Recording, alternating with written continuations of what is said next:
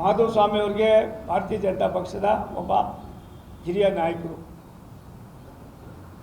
ಕರಿತೀವಿ, ಅವರೆಲ್ಲೂ ಹೋಗೋರು. ಮಾಧುಸ್ವಾಮಿ ಅವ್ರನ್ನ ಸ್ನೇಹಿತರು, ಆತ್ಮೀಯರು, ಬುದ್ಧಿವಂತರು.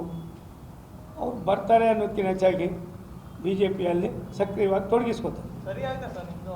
ಎಲ್ಲ ಸರಿ ಹೋಗ್ತದೆ ಸರ್. ನಾನು ಸಮಾವೇಶಗಳಿಲ್ಲ ಸರ್.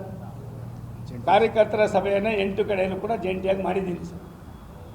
ಸುಮಾರು ಸಾವಿರಾರು ಕಿಲೋಮೀಟರ್ ದೂರವನ್ನು ಸುತ್ತಾಡಿದ್ದೀನಿ ಸರ್.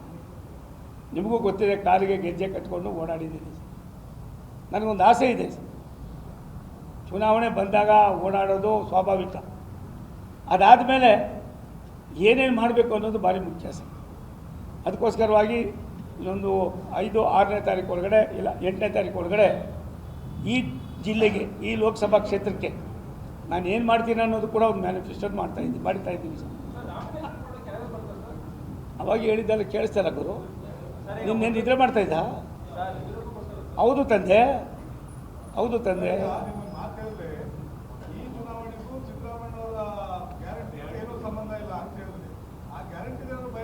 ನನಗೆ ಯಾವುದೂ ಭಯ ಇಲ್ಲ ಗುರು. ನಾನು ನಿಮ್ಗೆ ಯಾಕೆ ಹೇಳ್ತೀನಿ ನೋಡ್ರಪ್ಪ, ನೀವೆಲ್ಲ ಸೀನಿಯರ್ಸ್ ಇದ್ದೀರಿ, ಪ್ರಜ್ಞಾವಂತರಿದ್ದೀರಿ.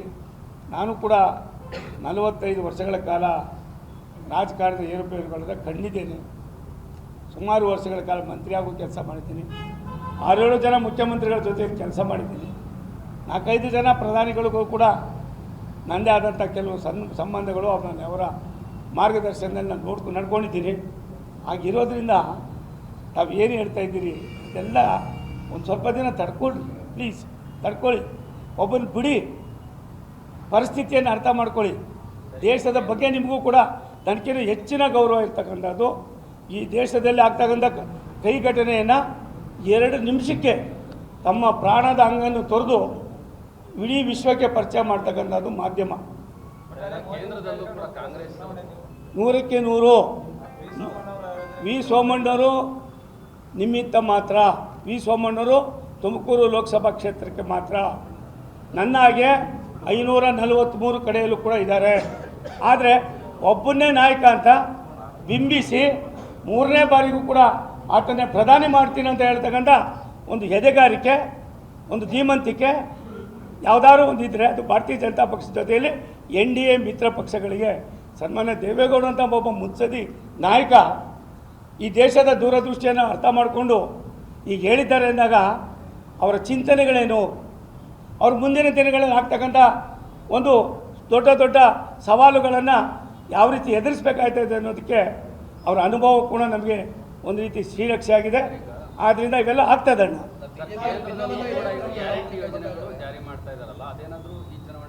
ನೋಡು ತಂದೆ, ದೇಶಕ್ಕೆ, ದೇಶದ ಇತಿಹಾಸಕ್ಕೆ, ಈ ದೇಶ ನಡೆದು ಬಂದ ದಾರಿಗೆ ತನ್ನದಾದಂಥ